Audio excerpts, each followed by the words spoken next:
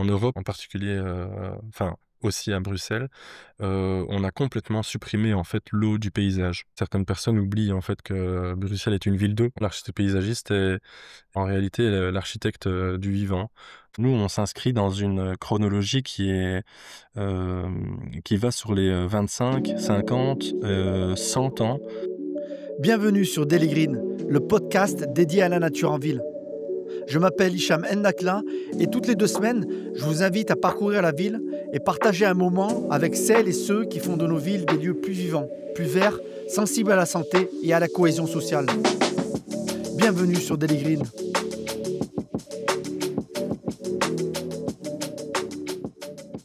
Avant d'aller plus loin, j'aimerais vous parler de notre partenaire du jour, le CIBCA, le Salon de l'immobilier bas carbone.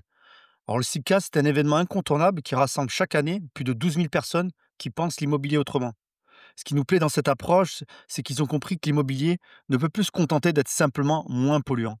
La végétalisation, la gestion de l'eau, les trames écologiques, la conception bioclimatique, tous ces leviers peuvent participer à l'adaptation des territoires, tout en contribuant à la réduction des émissions et à la résilience des bâtiments. Pour explorer ces enjeux croisés, le CIBCA en 2025 accueille une agora biodiversité et adaptation climatique. C'est tout un programme de conférences pour valoriser les retours d'expérience, les démarches exemplaires et les nouvelles solutions. Cela se passe du 3 au 5 septembre 2025 au Grand Palais à Paris. Alors on a négocié pour vous un code de réduction que vous pourrez retrouver dans la description de ce podcast. Allez, laissons place à notre nouvel invité. Bonjour Hicham, comment ça va? Bonjour, ça va super bien et toi?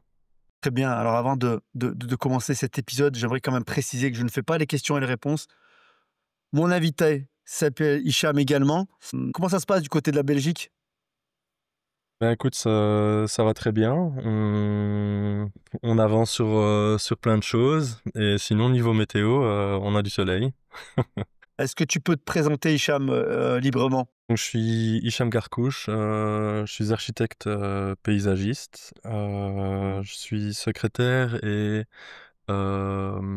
coprésident par intérim de l'association belge des architectes paysagistes, BALA, Belgian Association of Landscape Architects. Et je travaille aussi chez Omgeving, donc bureau d'architecture du paysage et d'urbanisme, installé à Anvers, mais aussi Gand, Bruxelles et Ho Chi Minh, Vietnam.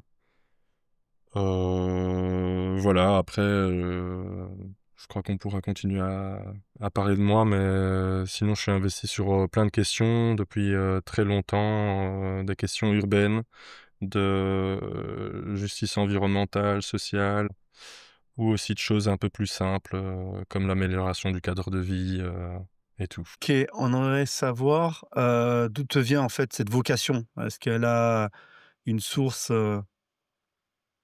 Euh, liée à l'enfance? Est-ce que tu as fait des études oui. qui vont dans ce sens-là?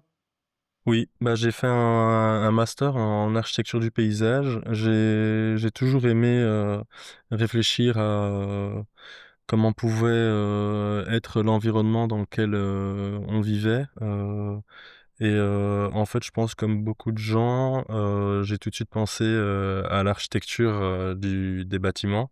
Hem, mais je sais pas, il y avait, tout de suite, un frein, psychologique, que je voulais pas en fait construire des choses, bah, je voulais pas construire de bâtiments en fait, mais je voulais construire autre chose, et donc je me suis donné 1 an, je suis parti étudier, l'anglais, à Malte, enfin apprendre l'anglais et c'est là en fait que j'ai eu la une sorte de ouais, comme un choc, on était, en fait on était un peu tous à se demander, qu'est-ce qu'on allait faire plus tard, et donc chacun partageait un peu ses idées et en fait, on était, sur une place qui donnait sur un parc et il y en avait un qui parlait justement, d'architecture du bâtiment, et puis on s'est posé la question: «Mais en fait, c'est qui fait les places, les parcs?» Et tout ça et bah, personne savait répondre à la question et c'est à partir de ce moment-là que j'ai commencé mes recherches et donc voilà, je suis tombé sur, ce métier, vraiment magnifique, encore trop peu connu, et qui est, tellement important Déjà juste l'adaptation de nos villes en fait, et de nos paysages de manière générale aux, conséquences du changement climatique. Donc ça tombait, super bien parce que j'ai aussi grandi dans un quartier défavorisé et on le sait aussi que ce sont les premiers à être, également victimes de ces conséquences. Donc une pierre deux coups. Et justement, alors restons sur ce métier d'architecte paysagiste. En France, depuis 1940, et la création de l'ordre des architectes, on ne parle plus d'architecte paysagiste. En tout cas, c'est plus reconnu officiellement, alors que celui-ci l'était avant cette date. Depuis, ces professionnels se font donc appeler paysagistes ou ingénieurs paysagistes, ce qui est pas le cas en Belgique. Est-ce que tu Paysagiste concepteur, voilà, je vois, est-ce que tu peux exactement. nous apporter quelques informations là-dessus, la différence? Oui. Oui, donc c'est oui, c'est pas toujours évident, mais donc en France, maintenant les architectes paysagistes, sont reconnus comme, enfin portent en tout cas le titre de paysagiste concepteur. Hem, c'est pas notre cas, en Belgique, et ailleurs dans le monde. Heu, oui, ça c'est, on va dire, les aléas, de l'histoire, mais on a toujours été appelé, architecte paysagiste et c'est le nom de notre, profession, reconnue par la Fédération internationale, des architectes paysagistes, et également par, hem, heu comment on oui, l'ordre du travail, mondial, donc on a des codes, et on en a un, tout comme les architectes du bâtiment en ont un. D'ailleurs, on le précise jamais, mais en fait, quand on parle d'architecte, en fait, c'est souvent l'architecte du bâtiment et d'ailleurs, c'est comme ça aussi qu'il est mentionné. Et nous, ben, nous sommes les architectes, paysagistes. Ce sont 2 métiers, distincts, différents. Ce serait comme parler de 2 types de médecins, et donc et après ce qu'on a de commun, ben, c'est en fait le métier, d'architecte, mais avec un grand A, qui est la conception et donc la construction également. Et donc pour les uns, des bâtiments et pour les autres, le paysage. Donc c'est vraiment des spécialisations. C'est un peu Spécialisation, je dirais, en fait, nous sommes en quelque sorte 2 généralistes, des médecins généralistes. C'est juste, chacun a sa spécificité. Mais sinon, l'architecte du bâtiment, en fait, et l'architecte, paysagiste, se retrouvent dans les mêmes schémas, qui est, la conception de projet et puis après il y en a, qui suivent le projet de A à Z, donc de la conception à la construction. Certains vont choisir, de plutôt faire de la conception, d'autres de la construction. Ce sont vraiment des schémas, vraiment identiques avec, pour chaque métier des spécificités. Hem, Aujourd'hui, toi, tu es donc architecte paysagiste au sein de l'agence internationale Home Giving, c'est ça? Est-ce que tu peux nous dire un peu, en quoi consistent tes journées? C'est quoi une journée type, pour toi? et ben, écoute, justement, dans mon cas, j'ai toujours, aimé, travailler dans toutes les phases, du projet. Donc vraiment des premières idées, donc d'une phase de concours à, vraiment le suivi de chantier et la réception du projet construit. Et donc voilà, mes journées, c'est en fonction des projets, il y a des phases, différentes et je peux très bien me retrouver à travailler sur un concours pour essayer de gagner un marché, un projet, et donc là, c'est vraiment, l'échange d'idées avec les collègues, donc au bureau, on se met sur des grandes tables, on sort les plans, les calques, et on y va, on dessine, on fait plein de croquis, on essaie de s'imaginer les choses, et évidemment on essaie de proposer, la meilleure idée, ou en tout cas celle qui pourra répondre au mieux aux demandes du client. Hem, Toujours aussi avec un, comment dire? Hem, une touche personnelle, parce qu'effectivement le client ne demande pas à ce qu'on réponde, stricto sensu au cahier des charges. Il faut aussi un peu cette touche de créativité. Et ça, chez Home Living, on aime vraiment bien faire ça. Donc on remporte quand même pas mal de concours. On a vraiment un très beau bureau avec de belles équipes. Et on est chanceux de gagner tous ces projets en Belgique. Et en fait, on les gagne aussi ailleurs en Europe. On en a gagné là quelques-uns en Espagne, en République tchèque, euh, peut-être en France. Un jour, on est sur quelques dossiers là, sur quelques concours.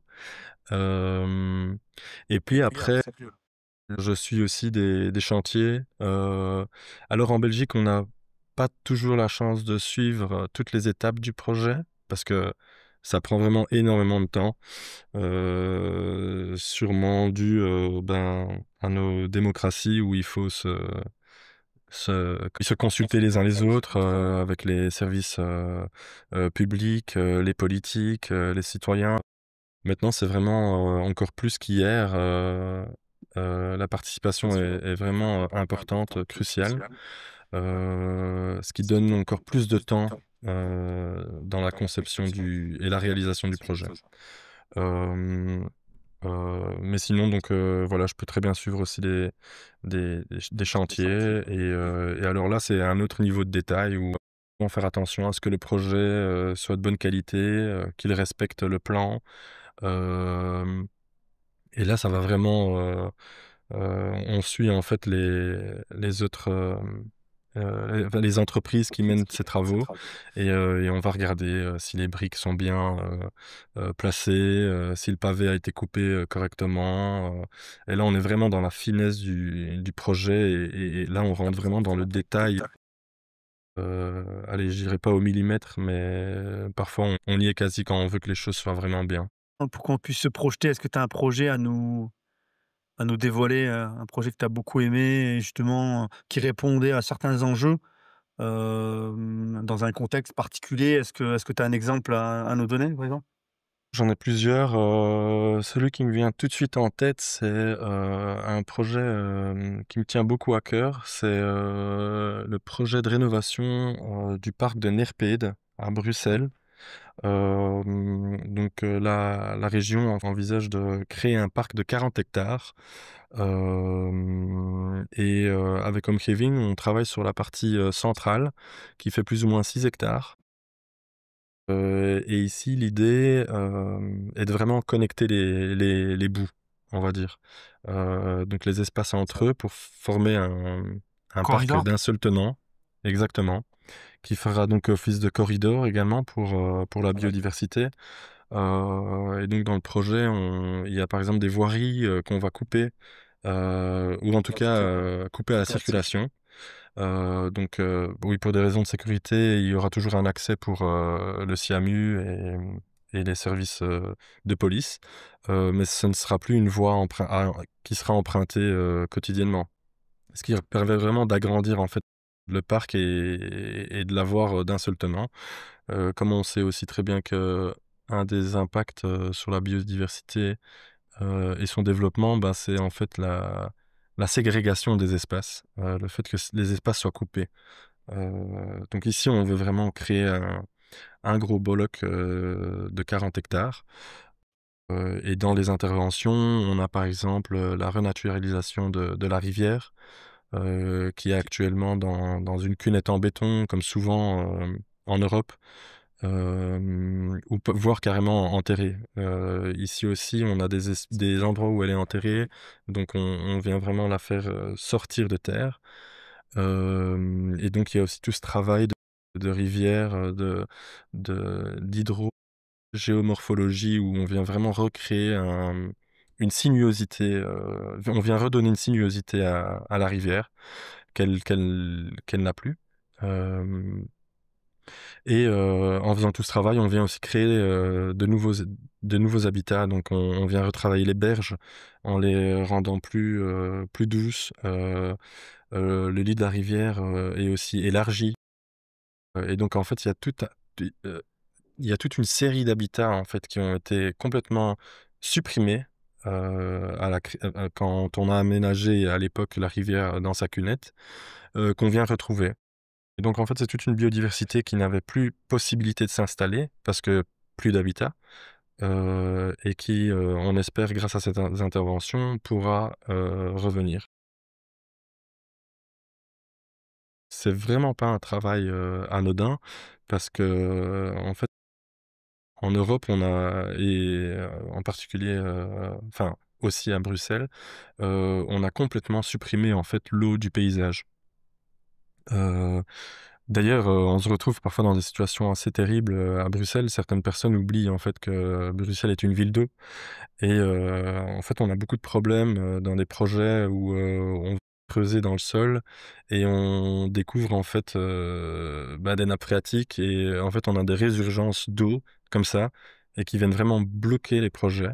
Ou alors parfois, on vient mettre des choses en place comme à l'époque où on vient en fait, contourner l'eau ou carrément, oui, la supprimer, pour pouvoir développer le projet.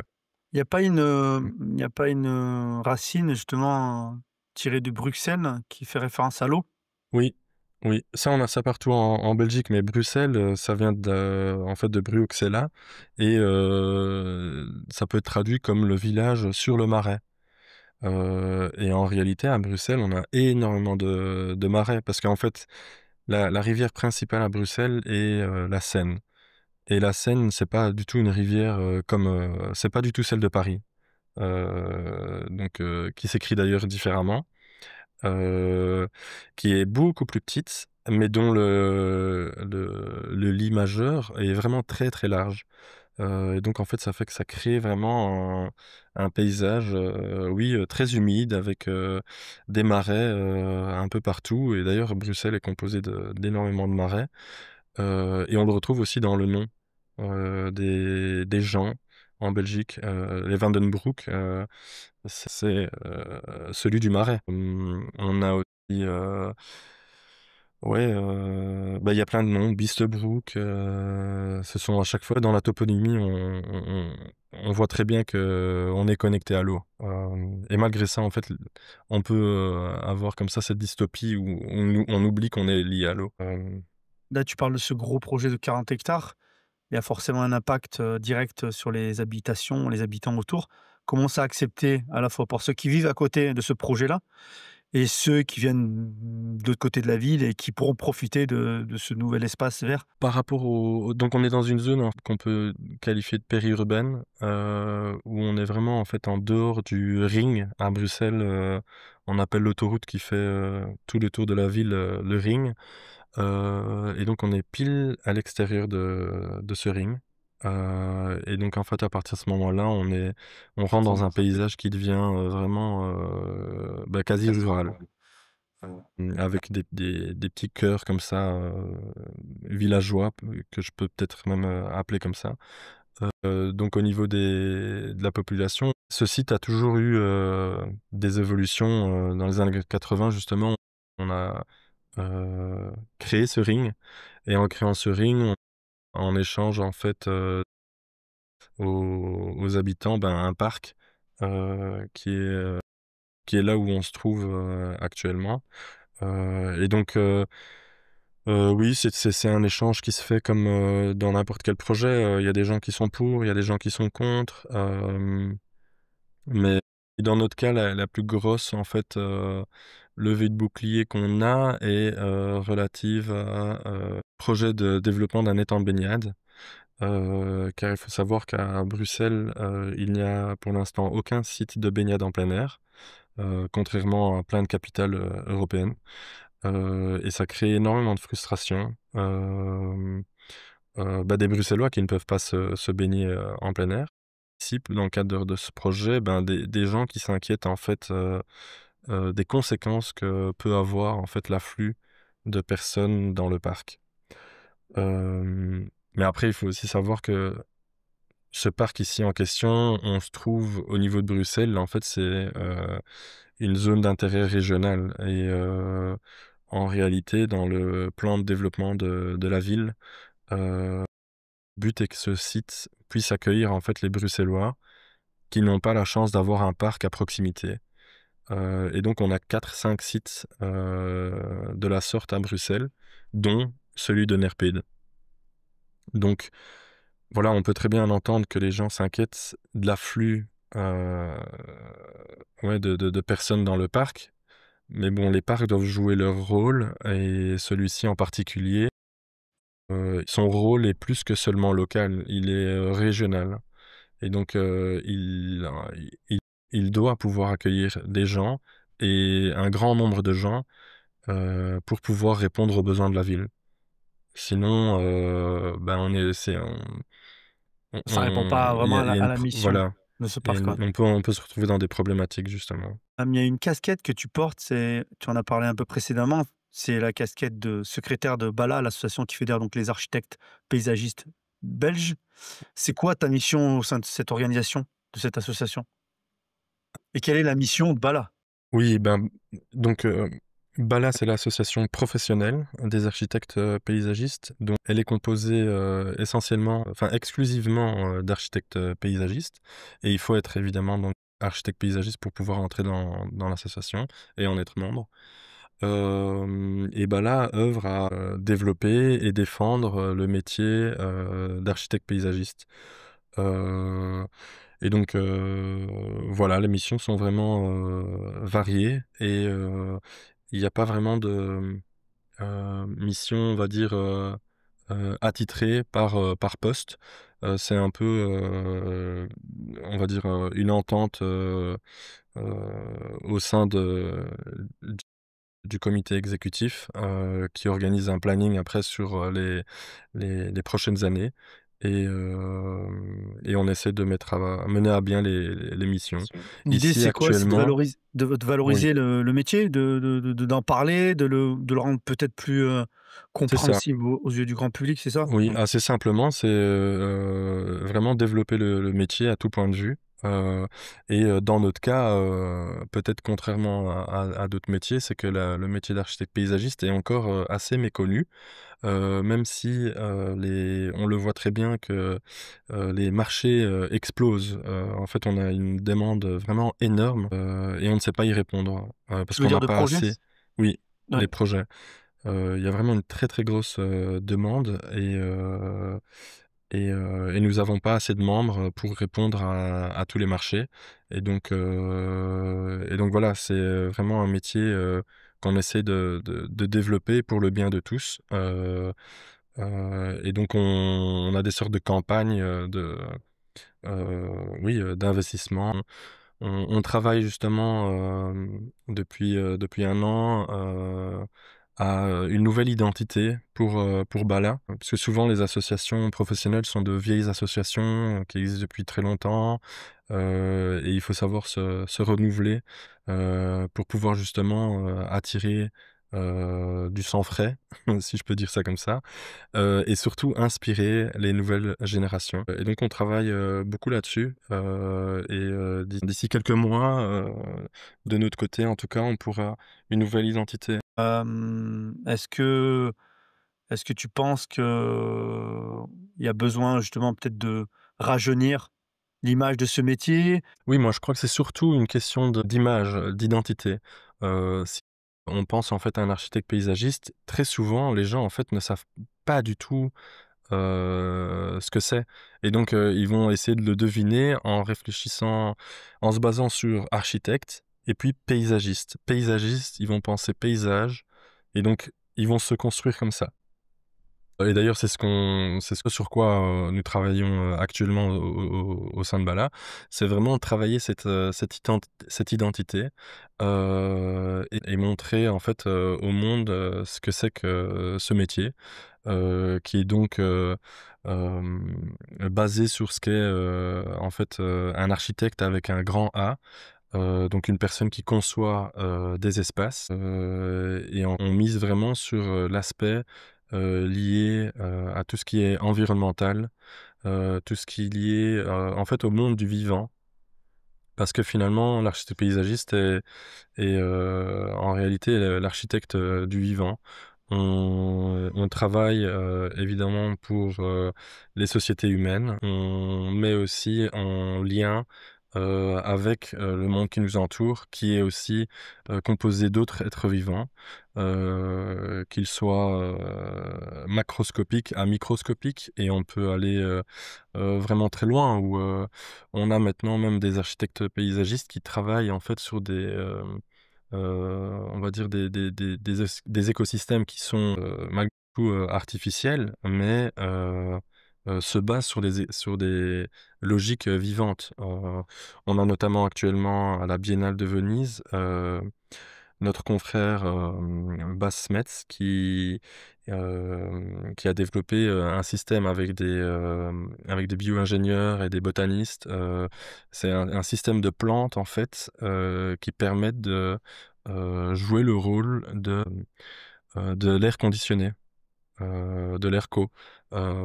Et donc ici, on voit bien qu'on est, on va vraiment très loin dans l'utilisation, en fait, du vivant, pour l'être humain. Hem, on a aussi, au-delà de ces aspects, peut-être, un peu, hem, un peu techniques, plus globalement, on crée aussi le lien avec la nature, en ville. Heu, généralement dans les projets d'un architecte paysagiste, ben, on vient concevoir des espaces où, il y a énormément, d'écosystèmes qui viennent s'installer. Heu si on parle aujourd'hui des forêts urbaines, des rivières urbaines, tous ces projets-là, permettent vraiment d'amener le vivant en ville et en fait souvent en milieu urbain, on se rend compte que, c'est pas vivable. Pourquoi? Parce que justement, on a toujours, heu, séparé, l'être humain, ouais, des plantes et des autres, êtres vivants qui sont essentiels à notre développement et donc c'est pour ça maintenant qu'on voit de plus en plus, tous ces projets qui permettent d'amener justement Plus la de nature en nature. ville. Mmh, tout à fait. Moi, j'ai découvert ton travail justement, grâce à ton engagement pour les villes baignables. C'est quoi ton rapport à l'eau? Est-ce que tu peux nous parler de cet engagement pour des villes, plus propices à la baignade? Hem, ben, écoute, Alors il y a 2 en questions, tant que c'est quoi ton ouais, rapport à l'eau déjà? Et pourquoi cet ben, engagement? mon rapport à l'eau, il est assez, direct, en tant que, bruxellois et aussi, marocain parce que je suis, aussi marocain et en parlant du Maroc, ben, heu comme, tu l'as peut-être, entendu, il y en a qui pensent qu'Atlantide, se situe, au Sahara. Donc il y a aussi cette mythologie, avec laquelle, j'aime bien, dans laquelle je me reconnais et puis, en tant que Bruxellois, ben, oui, on est, à force d'étudier, en fait, la ville et la ville, hem bah, forcément, on est connecté à l'eau. Heu, on vit proche, d'une rivière, d'une source, qui est, visible ou invisible, et heu et puis par rapport à la baignade, ben, en fait, on n'a pas d'endroit où on peut se baigner en tant que Bruxellois et chaque été, c'est toujours la même chose où, quand on cherche un endroit où se baigner, ben, on n'est pas toujours très bien accueilli et ça fait souvent la une de la presse, en été, et donc on est un peu victime de ça et et c'est quelque chose qui m'a toujours ennuyé, étant petit, hem et donc il y a certainement, qui m'a certainement poussé à, à plus développer cet aspect-là et essayer de trouver en fait un moyen pour, donner, la chance aux Bruxellois de pouvoir, se baigner, en plein air. Heu, donc voilà, je crois que c'est un mélange de plein de choses, Aujourd'hui, tu es engagé sur ce sujet-là et tu penses, alors tu penses vraiment qu'on pourra avoir, des points de baignade dans toutes les capitales européennes et capitales mondiales? Mmh. bah, oui, ça c'est sûr. Je reviens du congrès justement, le mois passé, heu à Rotterdam, Sustainable Cities, et On était en fait plein d'acteurs, architectes paysagistes, urbanistes, politiques, citoyens, associations, en fait tous les gens, ce monde, avec lequel j'échange beaucoup sur les réseaux sociaux, ben, on était en fait tous là à Rotterdam, le temps, d'un grand week-end, pour, justement, étudier, cette question. Hem et c'est, en réalité, une suite logique parce que historiquement, on s'est toujours baigné, bon alors la baignade a évolué parce que on se baignait pas pour les mêmes raisons ou en tout cas, la baignade s'est beaucoup plus démocratisée justement, après les années 30 et puis les années 60. Mais sinon on s'est toujours baigné en ville. À Bruxelles, c'était jusque dans les années 80.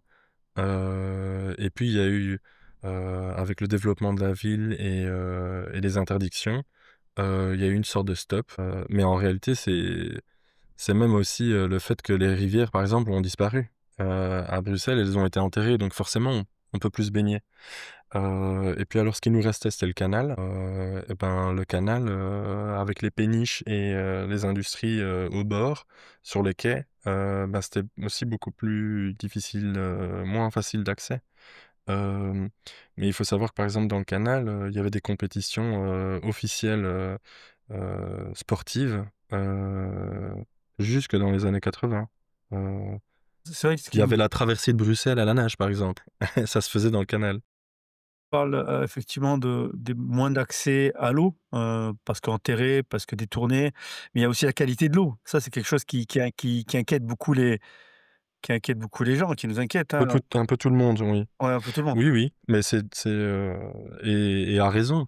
Mais ça amène, vraiment la question, en fait, de, comment on gère nos cours d'eau, en réalité jusqu'à présent.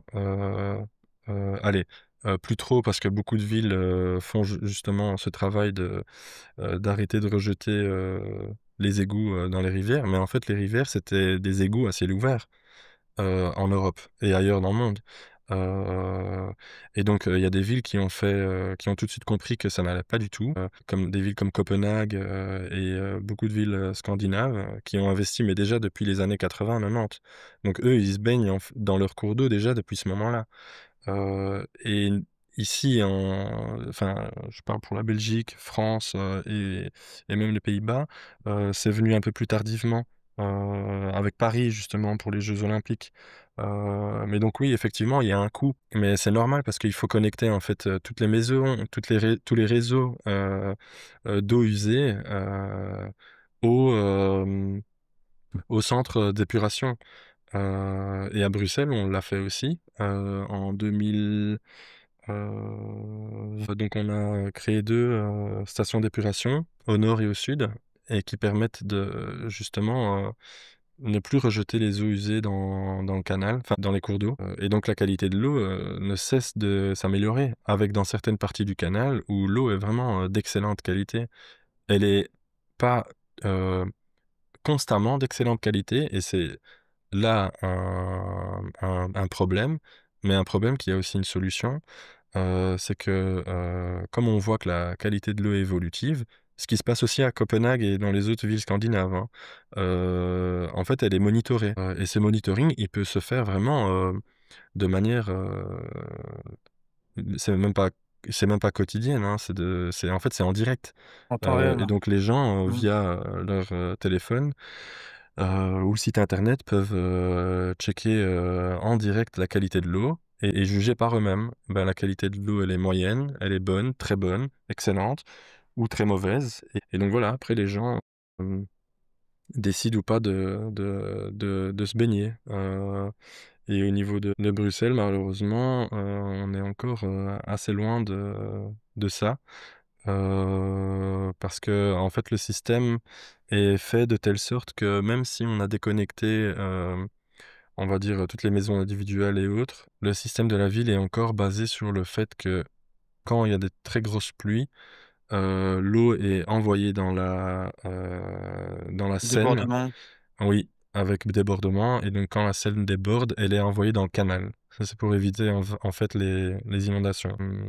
Et donc c'est pour ça que quand il y a des très grosses pluies, on peut voir dans le canal, ben, tout ce qui se déverse, et tout ce qui vient de la ville et qui est en fait vraiment dégueulasse et en fait, c'est une prise de conscience qu'il faut avoir, mais on avance petit à petit, là, on essaye justement de, de gérer l'eau, sur le site. Donc on appelle ça, la gestion, intégrée des eaux pluviales.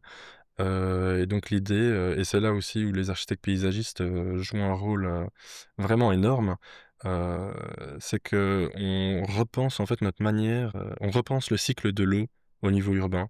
Donc s'il y a encore, à l'époque, on renvoyait tout à l'égout directement, c'est plus le cas. Là maintenant on essaie en fait, l'eau c'est une ressource. On comprend enfin que c'est une ressource et on la gère, en tant que telle. Et donc on va la diriger, donc l'eau de pluie sera dirigée, vers des peut-être, des zones tampons pour que l'eau puisse, s'infiltrer dans le sol, et pour garder un maximum l'eau en fait en ville et pouvoir, réapprovisionner les nappes phréatiques. C'est quoi les arguments que tu avances justement? Alors effectivement, ça crée des espaces de baignade, mais au-delà de ça, quels sont, les points positifs, pour la ville? On pense au rafraîchissement, Mais parce que forcément l'eau va permettre de rafraîchir un peu, les bien sûr, espaces urbains. Est-ce qu'il y a d'autres choses qui fait oui. qu'on puisse, motiver, sensibiliser le plus de monde à avoir des espaces baignables dans nos villes? Effectivement, parce que là on parle, de baignade, mais c'est pas juste le fait de faire trempette. Il y a vraiment, tout un univers en fait qui se crée autour d'un espace dans lequel on peut se baigner. Et la 1re chose en fait, c'est un environnement sain. Donc c'est vraiment la base, c'est que tout le monde a envie de vivre dans un environnement sain. Une eau dans laquelle on peut se baigner, ça semble quand même, pas une idée, farfelue.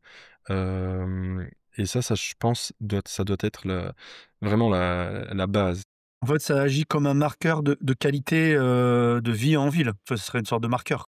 Exactement, et il suffit de voir comment les choses se passent dans les, villes où, cela se fait.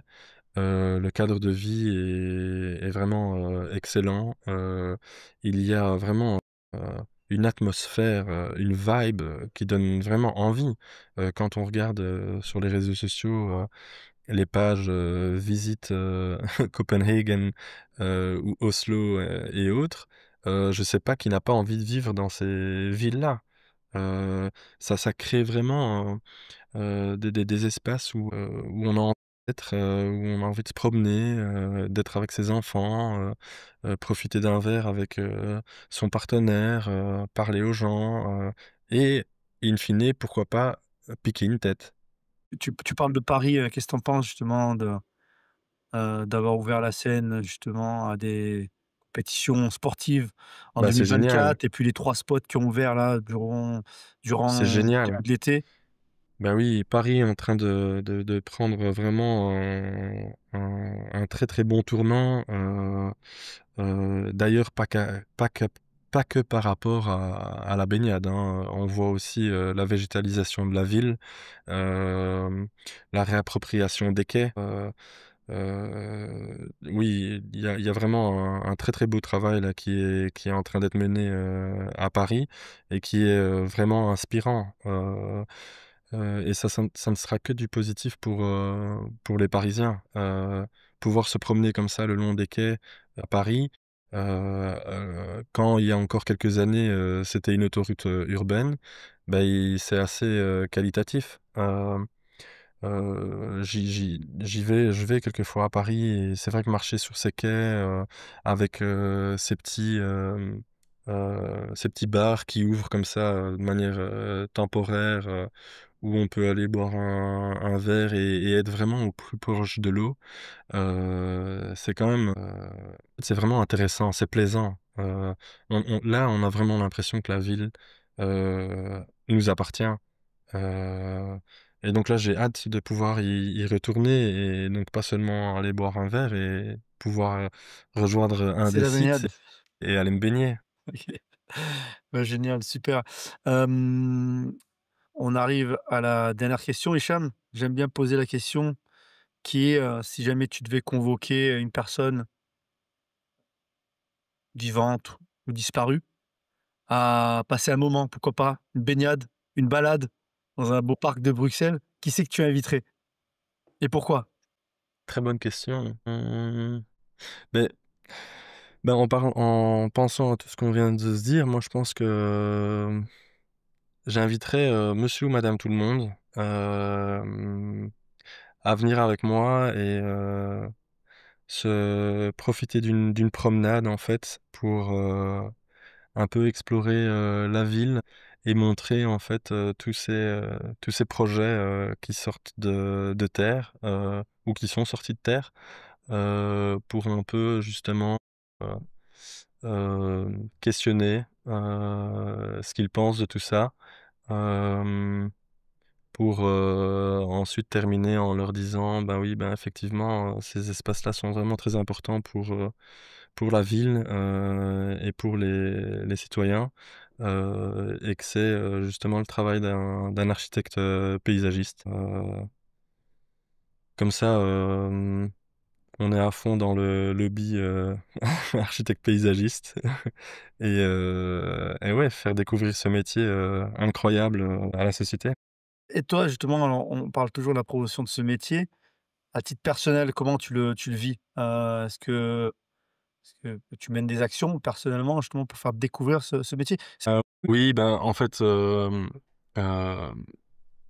en fait, c'est après, c'est au travail des associations professionnelles de défendre le titre, mais, hem en fait, c'est parce que tout est aussi un peu lié, et c'est juste une question de nomination par rapport, au nom. Mais dans l'absolu, on a extrêmement besoin, d'architectes paysagistes qui puissent, concevoir, la ville, heu, pour mener à bien, tous les projets d'adaptation. Et en réalité, on se rend compte qu'on n'est pas assez. Et donc c'est en grande partie pour ça aussi que je milite à fond, pour la reconnaissance de ce métier, auprès de la population, qui est un métier vraiment passionnant. Concevoir des espaces de vie, c'est vraiment, hyper agréable. Comme nous sommes les architectes du vivant, ben, on travaille avec le vivant, et le vivant, une fois qu'on l'a mis en place et en tout cas on l'a aidé à pouvoir être en place, beh, lui, il fait que commencer. Et souvent on dit que parce que les clients sont souvent inquiets quand ils voient, ce qu'on conçoit, ils disent, «Ah bah oui, mais cet habitat-là, il ressemble un peu à rien pour l'instant». Bah oui, forcément, on vient de semer. Très peu de temps. Mmh. Voilà, l'arbre, on vient de le planter. Heu, cette forêt aussi, on vient de la planter. Cette avenue, voilà. Donc il faut laisser au temps le temps, et généralement, après, quelques années, les gens sont vraiment conquis, et comprennent, bien l'importance de respecter, le temps. Et dans cette société où on va toujours trop vite, c'est vrai qu'on est aussi un peu en décalage, parce que si en tant qu'architecte paysagiste, on quand on réalise un projet, c'est pas comme ça, on peut pas le consommer comme ça directement. Nous, on s'inscrit dans une chronologie qui va sur les, 25, 50, 100 ans. Et donc ça, c'est aussi un décalage vraiment, même je crois que c'est même le plus important avec, les clients ou les citoyens qui n'arrivent pas à se projeter, ou qui parfois juste ne peuvent pas se projeter, ou parfois même ça les intéresse pas du tout. Le politique par exemple qui est au pouvoir pour 5 ans, bah, forcément il veut que son truc soit, prêt à l'emploi directement, et donc là aussi on peut, voilà, ça c'est le genre de blocage qu'on peut avoir, mais c'est le métier.